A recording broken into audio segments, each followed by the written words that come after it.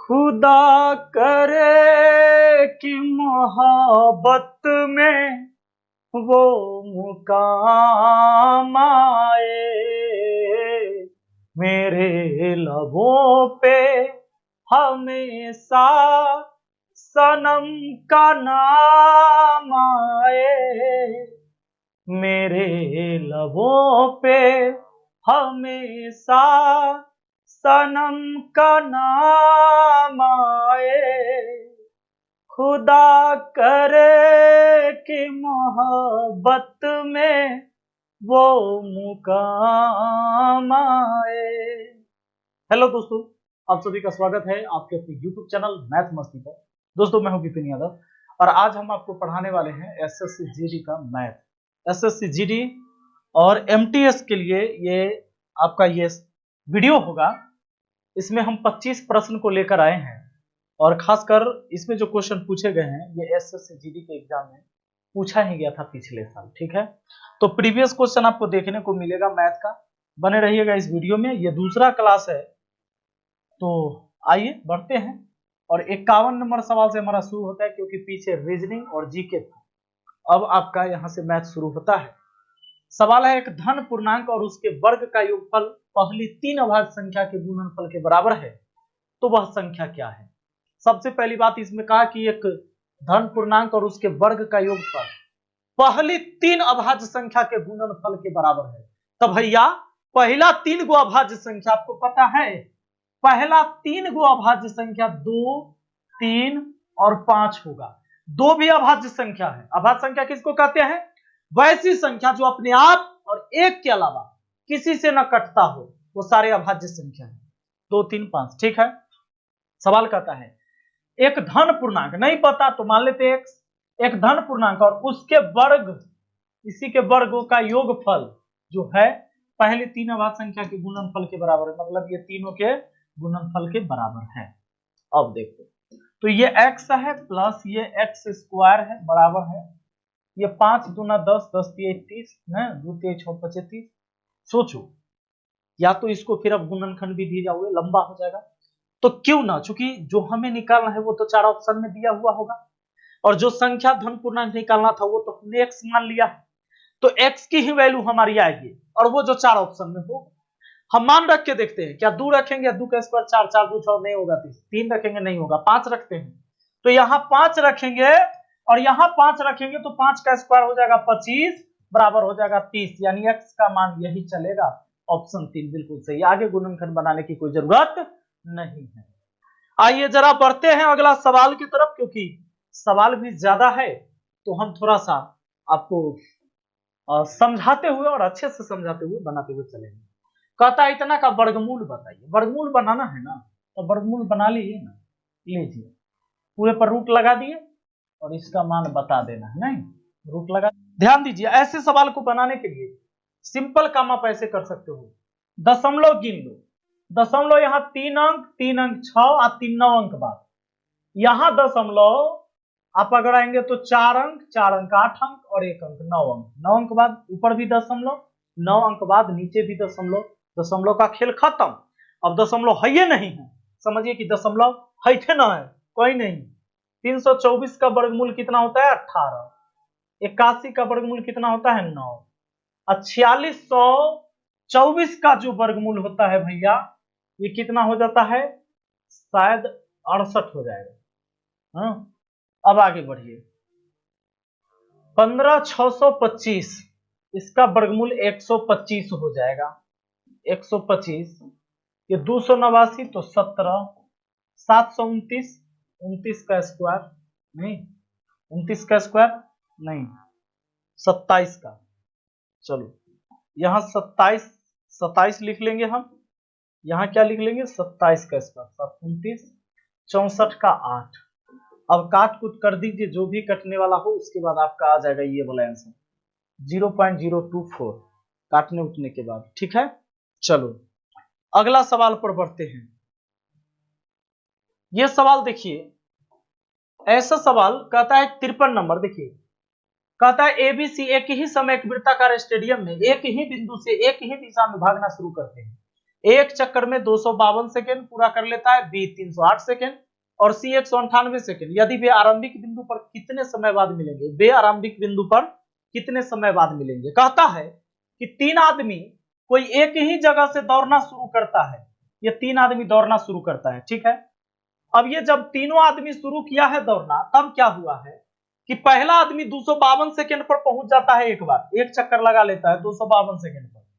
दूसरा आदमी 308 सेकेंड पर एक चक्कर लगा देता है और तीसरा आदमी 198 सेकेंड पर एक चक्कर लगा देता है। दोस्तों ये तीनों व्यक्ति के अलग अलग समय दिया हुआ है एक एक चक्कर लगाने का। अगर आप चाहते हैं कि तीनों व्यक्ति उसी बिंदु पर जहां से वो चला था इसी पर एक साथ चलते चलते चलते कब एक साथ मिलेगा, इसके लिए आपको एलसीएम बनाना होगा। एलसीएम में पढ़ाए भी है ना। ये जो आ जाता है आपका 2772 सेकेंड हो जाता है आपका आंसर। अगर मिनट में ऑप्शन रहेगा तो इसमें 60 से भाग देकर जो भागफल का पूर्णांक भाग आएगा वो मिनट हो गया, शेष जो आएगा वो सेकेंड हो जाएगा। ठीक, आगे देखिए। कहता है कि 1000 में किस न्यूनतम पूर्णांक को जोड़ा जाए कि पूर्ण वर्ग बन जाए। सिंपल है, 1000 के बाद 1024 ही होता है, 32 का स्क्वायर होता है 1024, 1024 क्या होता है, पूर्ण वर्ग संख्या होता है। तो ये 10 तो है, ये है यानी 1000 है, 24 और ले लीजिए ना, तो उसमें जोड़िएगा, इसमें से सबसे छोटा संख्या 24 से जोड़िएगा तो पूर्ण वर्ग प्राप्त होगा, क्योंकि 1000 के बाद 1024 ही पूर्ण वर्ग होता है। अगला सवाल पर बढ़ते हैं और नेक्स्ट क्वेश्चन आपका क्या कहता है, देखिए जरा। सवाल का कहना है,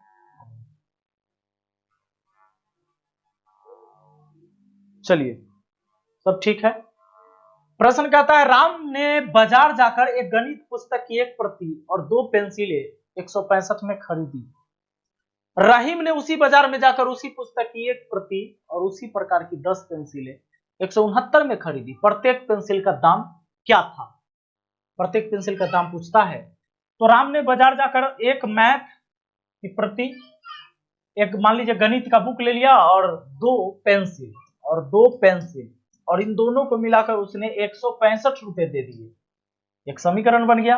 अगला कहता रहीम ने उसी बाजार में जाकर उसी पुस्तक की प्रति, उसी प्रकार की 10 पेंसिल, एक प्रति पुस्तक की एक प्रति माने एक मैथ का बुक और प्लस में 10 पेंसिल ले लिया और वो लिया 169 में। दोस्तों अगर मान लो अगर इस समीकरण से इसको घटा देते, बड़ा वाला से छोटा वाला को, ऊपर वाले को घटा लेते हैं तो मैथ वाला मैथ से घट जाएगा, 10 में से 2 चला जाएगा तो 8 पेंसिल बचेगा बराबर 169 में से 65 तो 4। अब पी का मान कितना, 4/8 यानी कि 1/2 रुपया। 1/2 का मतलब है 0.50 है ना, ये हो जाएगा कौन, ऑप्शन 1।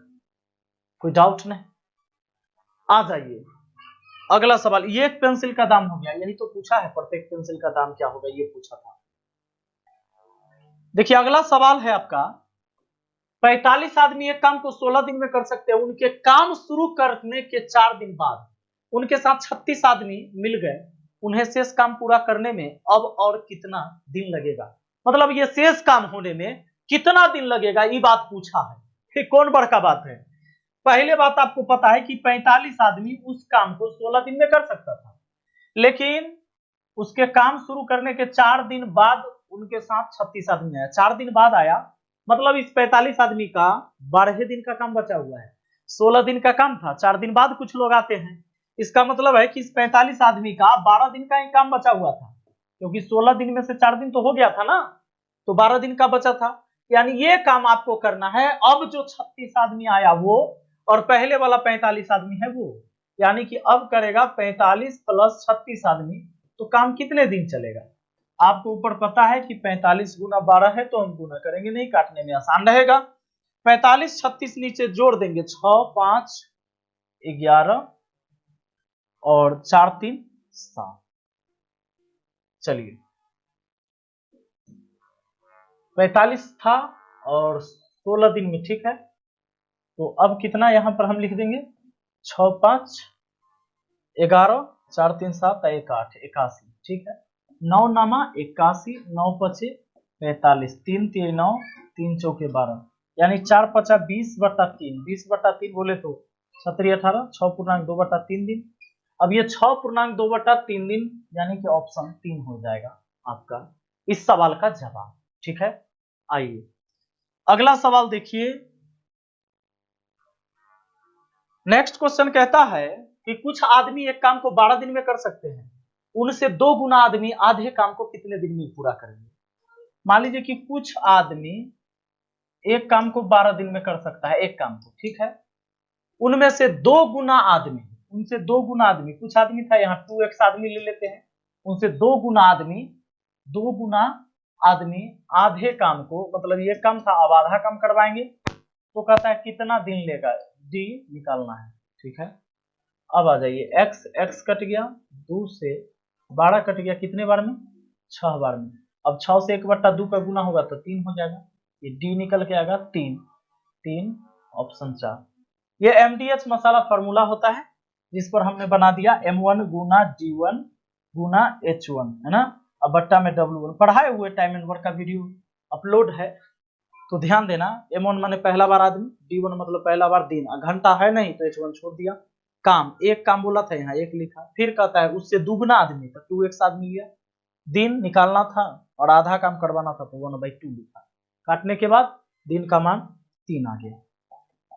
आगे देख लो,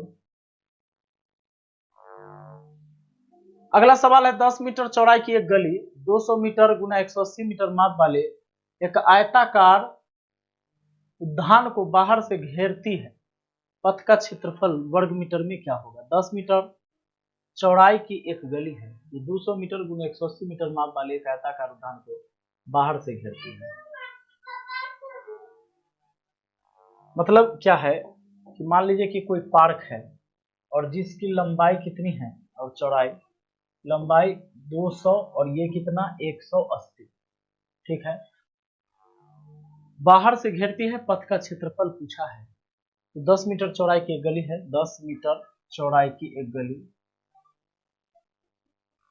इसकी जो चौड़ाई है वो 10 है, इसकी चौड़ाई कितनी है 10 है भैया, इसकी चौड़ाई 10 है, ये जो रास्ता बना है इसकी चौड़ाई कितनी है 10 है, तो इसका क्षेत्रफल पूछा है रास्ते का, तो रास्ते का क्षेत्रफल जो पूछा है तो एक काम करते हैं, सबसे पहले अगर रास्ता को मिला देते हैं तो 10 इधर 10 इधर, 200 तो बीच में था, 10 10 20 इधर, यानी 220 हो जाता है गुना, ये पहले आपका 180 था, 10 इधर 10 इधर 20 मिला देंगे तो 200 हो जाएगा, ये हो जाएगा आपका पूरे का क्षेत्रफल, इसमें से अंदर वाला एरिया घटा लीजिए, अंदर वाला एरिया कितना है वो 200 गुना 180 है, इसको घटा लीजिए, तो आप 200 कॉमन ले सकते हैं, 200 कॉमन ले लेंगे तो 220 इसमें का बचेगा, माइनस 200 कॉमन हुआ है 180 इसमें का बचेगा, अब ये हो गया 200 गुना 220 में से 180, तो लीजिए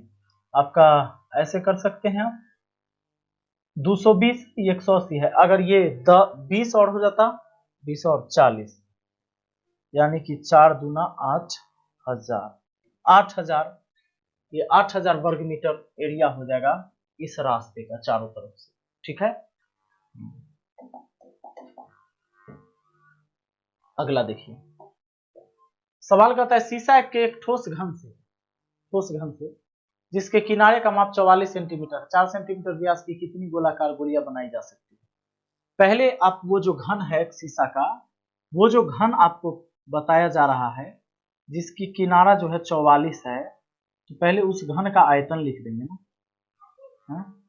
और उस घन के आयतन में हम भाग दे देंगे एक गोली के आयतन से, है ना, तो आपको पता है गोली को जो आयतन होता है, गोली या गोला जो कहिए, तो होता है 4/3 पाई आर क्यूब, ठीक है, ये गोला होता है, और घन का आयतन होता है ए क्यूब, भुजा क्यूब, तो 44 गुना 44 गुना 44, ठीक है, ये हो गया आपका किसका आयतन जानते हैं, एक घन का आयतन। इसी से गोला बनाना है शीशा के एक ठोस घन से जिसके किनारे का माप 44 सेंटीमीटर, इसका प्रत्येक 44 है। अब 4 सेंटीमीटर व्यास की कितनी गोलाकार गोलियां बनाई जा सकती है। अब यहां लगाएंगे हम 4/3, ठीक है, पाई आर क्यूब, तो पाई का मान 22/7 आर क्यूब, तो 4 सेंटीमीटर व्यास है तो उसकी त्रिज्या 2 होगी, गोली का व्यास है 4 सेंटीमीटर, त्रिज्या कितनी होगी 2, गुना 2 पाई आर क्यू मतलब त्रिज्या 2 बार। देखिए ये व्यास 4 है तो त्रिज्या 2 ही होगा। अब बताइए अगर हम यहाँ भाग दे देते हैं तो 22 गुना 44।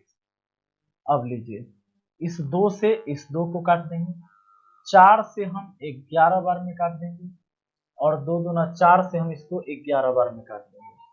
अब ये 27 ऊपर जाके गुना हो जाएगा, 11 रहा 121 और ये 27 21 से जाकर गुना कर दीजिए तो लास्ट में एक वाला तो दो ऑप्शन है तो एक काम करिए 21 से 21 के 1 हासिल 2 21 दूना 42 42 और 2 44 के 4 हासिल 4 और 21 से 21 और 4 25 2541 गोलियां बनाई जा सकती है। ऑप्शन 1 हो जाएगा हमारा आंसर। ठीक, चलिए अगला सवाल पर आइए भैया।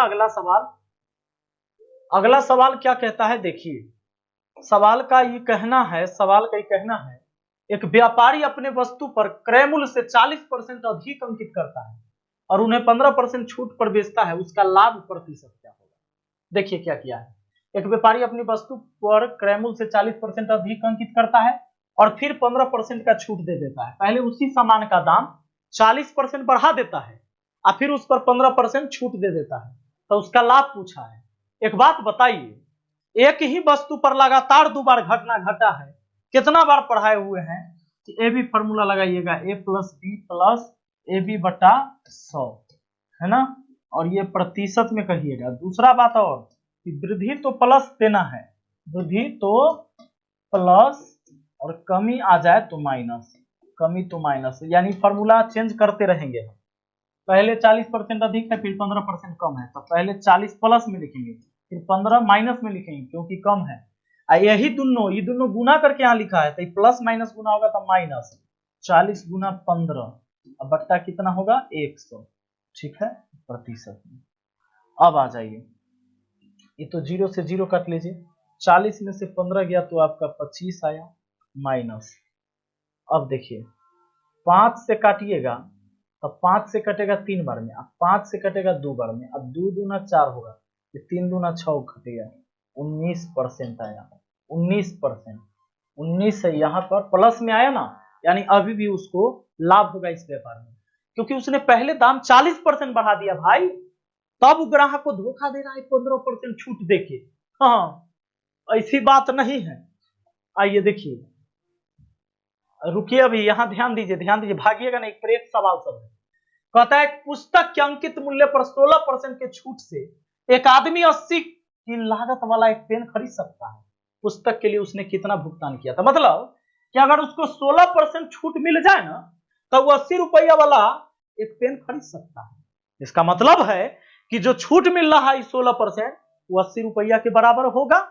तो चूंकि हम कहेंगे कि चूंकि ये 16% जो छूट है वो 80 रुपया के बराबर है तो 100% का मान होगा वही ना वस्तु का कीमत, तो 80 बट्टा 16 गुना कितना 100। भैया 16 पचे 80 होता है, 5 गुना 100 500 होता है, ये सब जानता है। ऑप्शन 1 हमारा आंसर होगा। आइए अगला सवाल आइए। देखिए नेक्स्ट क्वेश्चन आपका है कि एक आदमी के पास कुछ मुर्गियां और कुछ गायें हैं, यदि सिरों की संख्या पैरों की संख्या 12:35 है तो मुर्गियों की संख्या ज्ञात कीजिए यदि केवल सिर की संख्या 48 है। आइए तो देखिए जरा, यहां पर सिर की संख्या और पैर की संख्या, सिर की संख्या कितना दिया हुआ भैया 12, पैर की संख्या 35, ये रेशियो है। उसके बाद सिर की संख्या 48 दिया हुआ है, 48। तो ध्यान देना, ये सिर की संख्या अनुपात में तो 12 है, रियल में 48 है, तो 12 चौके 48 है ना, और ये हो जाएगा देखो 1 का मान 4 तो 35 का मान 35 चौका 140। अब ये आपको पता चल गया कि पैर टोटल 140 था और सिर तो भैया 48 दिया हुआ है। आपसे पूछा है 2 पैर वालों की संख्या यानी मुर्गी की संख्या, तो जब भी 2 पैर और 4 पैर वाला पर चर्चा रहेगा तो 2 पैर वालों की संख्या निकालना हो तो भैया फॉर्मूला है लेग माइनस फोरहेड बट्टा 2 अब बड़का में से छोटका घटाना है। हाँ, माइनस होने से चिंता नहीं करिएगा। लेग कितना 140 आया है -4, और हेड कितना तो 48 दिया हुआ है बट्टा 2। और 140 में से 48 चौका 192, अब बट्टा 2 कर दो। सुनो, 140 में से 192 तो घटेगा नहीं, माइनस चल जाएगा। 192 में से 140 घटा दीजिए, आपका हो जाता है कितना 52। अब 52 को 2 से भाग दे दीजिएगा 26। इस सवाल का जवाब होगा ऑप्शन 2। और इसी सवाल में अगर आपसे यह पूछ लेता कि जरा बता दो कि 4 पैर वाला यानी गाय की संख्या कितनी है, तो फॉर्मूला में केवल यहां 2 कर देते, बस 4 की जगह 2 कर देते। 4 पैर वाला की संख्या पूछे तो यहां 2 रखना, और 2 पैर वाला पूछे तो यहां 4 रखना, यानी लेग -4 हेड बट्टा 2, बस यही काम करिएगा, हो जाएगा। चलिए अगला सवाल, आइए अगला सवाल। नेक्स्ट क्वेश्चन आपका ये है, दो संख्याओं के बीच का अनुपात 4:7 है। यदि प्रत्येक में 4 की वृद्धि कर दी जाए तो 3:5 हो जाती है। बड़ी संख्या क्या होगी? देखिए, पहली संख्या दूसरी संख्या और इनका रेशियो है 4:7 का। कहता है कि प्रत्येक में 4 वृद्धि करेंगे तब 3:5 होगा, बाद में होगा। तो पहला वाला में x हटा दीजिए। सिंपल तरीका है कि 4x बट्टा 7x लिख सकते हैं, क्योंकि अनुपात का मतलब बट्टा होता है। अब प्रत्येक में 4 जोड़ने से अनुपात कितना हो जाता है 3:5, तो बस 3/5 लिख देंगे, क्योंकि अनुपात का मतलब बटा ही होता है। अब आ जाइए, 5 चौका 20x, 5 चौका 20 है ना, 5 चौका 20। अभी 7 21x प्लस 4 12, 21x 20x में से आके घटा 1, x माइनस में 20 जाकर 12 घट गया, माइनस में 8, माइनस माइनस घटा, x का मान 8 हुआ। x का मान 8 हुआ, बड़ी संख्या पूछा है, ई वाला हो जाएगा 7x वाला। x का मान 8 है, 8 7 56, आपका आंसर ऑप्शन 3। अगला सवाल देख लीजिए क्या है। अगला सवाल आपका यह है कि 7, ध्यान देना, 7 क्रमागत संख्याओं का औसत 20 है, तो उन संख्या में सबसे बड़ी संख्या, ए भैया 7 क्रमागत है ना, तो A B C D E F G 7 गुने हो गया। क्रमागत अगर बोलता है, क्रम से अगर बोलता है तो सुन लीजिए, जब भी क्रमागत होगा ना तो प्रत्येक 2 पद के बीच का अंतर जो होता है समान। क्रमागत संख्या में ऐसा ही होता है, चाहे क्रमागत सम हो, चाहे क्रमागत विषम हो, या क्रमागत प्राकृत संख्या। और जब प्रत्येक 2 पद के बीच का अंतर समान होगा तो उसका मिडिल टर्म एवरेज होता है। तो 3 को इधर से छाटो, 3 इधर से छाटो, बीच वाला एवरेज होगा। एवरेज हुआ बीच वाला डी, जबकि औसत 20 बोला है, यानी डी के मानी 20 है। अभी 20 है और 7 क्रमागत संख्या है, तो क्रमागत संख्या एक एक करके बढ़ेगा। लेकिन अगर क्रमागत सम कहता तो दू बढ़ता, यानी 20 अगला 22 होता। लेकिन इसमें क्या होगा, अगला 21 होगा, ये अगला 22 होगा, अगला क्या होगा 23 होगा, तो सबसे बड़ी 23। लेकिन यही अगर सम संख्या का चर्चा होता तो 20 2 22, 22 2 24, 24 2 26 होता, ठीक ना। तो विषम संख्या चाहे सम संख्या दू करके आगे पीछे घटता बढ़ता है। इसमें सबसे छोटी पूछता तो डी का मान 20 है, क्यों? क्योंकि हमने एवरेज निकाला बीच वाला, और एवरेज होता है 20 दिया है, तो डी का मान 20 हुआ। ये 18 होता है, 16 होता है, 14 होता है, इसका हम 14 कह देते, ठीक। छोटा पूछता था, लीजिए कोई दिक्कत है? सवाल क्या कहता है, देखिए सवाल कहता है एक आदमी 13 वस्तु प्रत्येक 70 दाम वाली खरीदी, 15 वस्तु 60 दाम वाली खरीदी और 12 वस्तु 65 दाम वाली, तो प्रति वस्तु औसत दाम क्या है? औसत तो निकालना है। तो पहले 13 वस्तु 70 वाली, तो 13 गुना 70 टोटल दाम, प्लस आगे 15 वस्तु 60 वाली, तो 15 गुना 60 प्लस फिर 12 वस्तु 65 वाली, 12 गुने 65, उधर हो गया टोटल। और सब को जोड़ के अब भाग कितना से दीजिएगा जानते हैं? 13 वस्तु से प्लस 15 वस्तु से, 13 15 कितना 28, 28 और 12 कितना 40, 40 से भाग लगा दीजिएगा, आंसर ऑप्शन 2 आ जाएगा। गुना करके जोड़ के भाग लगा देना है, यही काम करना। आपको जानना होगा कि भैया कौन कौन टाइप के सवाल आ रहा है आपके एग्जाम में। अगला सवाल है, यदि किसी वस्तु को 425 में बेचने पर उतना ही लाभ होता है जितनी उसे 355 में बेचने से हानि होती है, तो उस वस्तु का क्रय मूल्य क्या है, ये पूछा है। सुनिए, 425 में बेचने से उतना ही लाभ होता है जितना कि 355 में बेचने से हानि। ये बात ध्यान में रख लीजिए कि ऐसा सवाल जब आपसे पूछे कितना में बेचने से उतना ही लाभ, जितना कितना में बेचने से हानि, तो दोनों के जोड़ का 2 से भाग लगा दीजिएगा ना, क्रयमूल निकल जाएगा। ये भाग लगा दीजिएगा, 390 रुपया काट उठ के आएगा। ऑप्शन 3 बहुत आसान, बहुत आसान। ऐसा सवाल जब भी हो कि उतने में उतने लाभ जितना हानि, तब गर्दा उड़ा देना है इसे। 67 देखिए ना, यदि 18 वस्तु का क्रयमूल 16 वस्तु के विक्रयमूल के बराबर है तो लाभ हानि, लाभ या हानि क्या होगा? 18 वस्तु का क्रयमूल मतलब आप खरीदे हैं 18 वस्तु, है ना, जितना दाम में आप 18 खरीदे हैं उतना ही दाम में आप 16 वस्तु बेचे हैं। अरे चालाक हैं आप, 2 वस्तु तो बचा लिए। नहीं, कहता 18 वस्तु का क्रयमूल 16 वस्तु के विक्रयमूल के बराबर है, मतलब जितना रुपया में आप 18 को खरीदे उतना रुपया में 16 को बेचे हैं, तो 2 गो तो लाभ हुआ। लाभ हुआ कितना वस्तु का? 2 वस्तु का। भैया ये भाव का केस है, इनमें रुपया न दिया हुआ है, इसमें केवल वस्तु का चर्चा हुआ है। अब भाव के केस में ना प्रतिशत लाभ हानि एसपी पर निकलता है, कई दूर वस्तु का हुआ लाभ, बट्टा में लिखिएगा एसपी 16 गुना 100। 2 से काटो 8 बार में, 4 से काट दो 2 बार में, 4 से काट दो 25 बार में, 25/2 12.5% का हो जाएगा लाभ। 12.5% यहाँ है ऑप्शन 4 में। ठीक है, चलिए 67 क्वेश्चन हो गए हैं। अगला सवाल देख लीजिए। सवाल क्या कहता है? यदि ए का x प्रतिशत उतना ही है जितना कि बी का y प्रतिशत, तब बी का z प्रतिशत क्या होगा? देखो, ए का x प्रतिशत का मतलब गुना होता है, उतना ही है जितना कि, उतना ही है जितना कि मतलब बराबर। मेरे पास उतना ही पैसा है जितना कि आपके पास, तो बराबर। नहीं, मेरे पास वही गाड़ी है जो कि आपके पास, इसका मतलब बराबर। मैं उतना ही खाता हूं जितना कि आप, यानी कि बराबर। हम 50 रोटी खाते हैं डेली, आप भी खाते हैं 50। सुनिए, ए का x प्रतिशत बी के y प्रतिशत के बराबर है, तब कहता है बी का z प्रतिशत कितना होगा। पहले एक काम, बी का z प्रतिशत निकालना है ना, बी का z प्रतिशत निकालना है, तो एक काम करते हैं, बी के मान निकाल लेते हैं, रख देते हैं।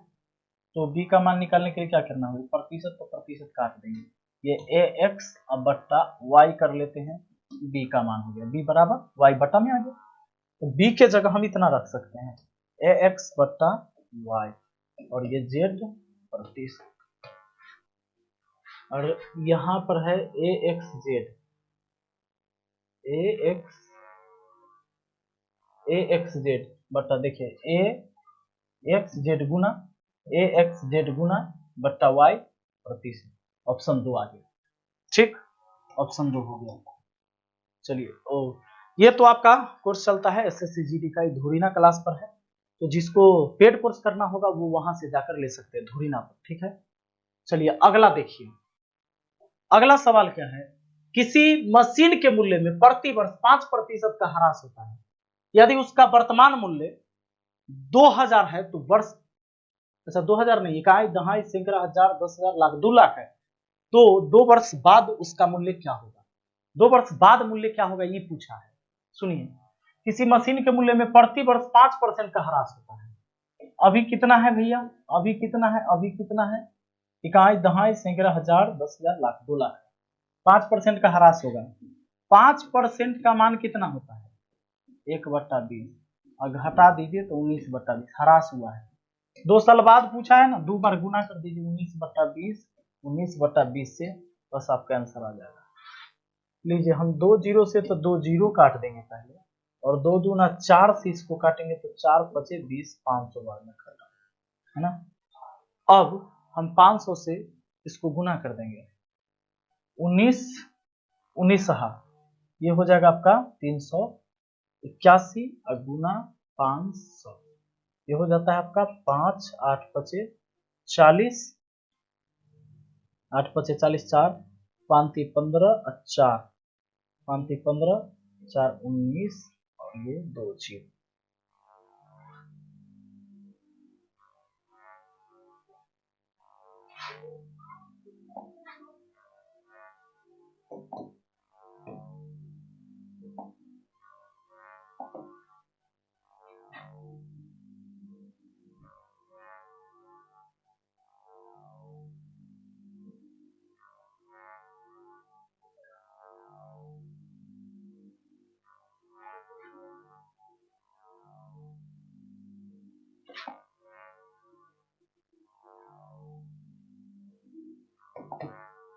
चलिए इसको गुना कर लीजिए, तो 19 का कितना 361 गुना ये 500, नहीं तो 2 जीरो तो लास्ट में हो ही जाएगा। 5 6 25 30, 5 15, 3 18, 18 0 5 0 0, 18 0 5 0 0, ऑप्शन 1 ठीक है। चलो अगला 70 नंबर सवाल आप लोग बना सकते हैं, वरना चलो मैं ही बना देता हूं। कहता है प्रवाह के दिशा में किसी नौका की चाल 12 किलोमीटर प्रति घंटा और प्रवाह के विपरीत 8 किलोमीटर प्रति घंटा है। स्थिर पानी में 24 किलोमीटर चलने के लिए नौका द्वारा लिया जाने वाला समय क्या होगा? ध्यान दीजिएगा। एक बात बताइए, प्रवाह की दिशा में किसी नौका का चाल 12 किलोमीटर प्रति घंटा, अब विपरीत में 8 है, तो नाव का चाल कितना हो जाएगा जानते हैं? दोनों को जोड़ लीजिए, 12 प्लस 8, 2 से भाग लगा लीजिए, 12 8 20, 20 को 2 से भाग दीजिएगा 10 किलोमीटर प्रति घंटा। उसी तरह धारा की गति हो जाएगा 12 माइनस 8 बट्टा 2, 12 में से 8 गया 4, 4 को 2 से भाग दिया 2 किलोमीटर प्रति घंटा, हो गया ना। अगर मान लो नाव का चाल 10, धारा का चाल 2, तो धारा की दिशा में जाएगा तो जुड़ ना जाएगा, 10 2 12 हो जाएगा, इसीलिए तो कहा है कि 12 हो जाता है। और विपरीत जाएगा तो घटेगा, 10 में से 2 घटेगा तो 8 आ जाएगा, हो गया। लेकिन सवाल कहता है कि 24 किलोमीटर चलने के लिए नौका द्वारा लिया गया समय बताइए। स्थिर पानी में 24 किलोमीटर चलने के लिए, तो स्थिर पानी में चलना है तो 24 किलोमीटर जाना है, तो ना तो धारा उसको मदद करेगा और ना उसको रोकेगा। तो 24 किलोमीटर जाएगा तो यही 10 के चाल से जाएगा, तो 10 किलोमीटर प्रति घंटा के चाल से जाएगा। किलोमीटर काट दीजिए, 2.4 घंटा लग जाएगा, ठीक है। ये वाला ऑप्शन 3 वाला आंसर हो जाएगा। अब बाकी कुछ सवाल बच गए हैं, इसको आपको बनाना है, वीडियो थोड़ा बड़ा हो रहा है। सवाल देख लीजिए, कौन सी राशि चक्रवृद्धि ब्याज के दर पर 1 वर्ष के अंत में 650 और 2 वर्ष के अंत में 676। और अगला इसी डायग्राम को देखकर आपको 3 सवाल के जवाब देने हैं।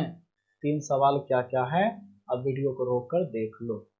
ये 74 नंबर, ये 73 नंबर और ये 72 नंबर, जबकि इसमें 75 तक था, शायद एक सवाल छूट गया है ना। तो इसको देख के आप सवाल का बना लीजिएगा, कुछ सवाल आप खुद से बना लीजिए। हम मिलते हैं फिर अगली वीडियो में। चलिए, थैंक यू।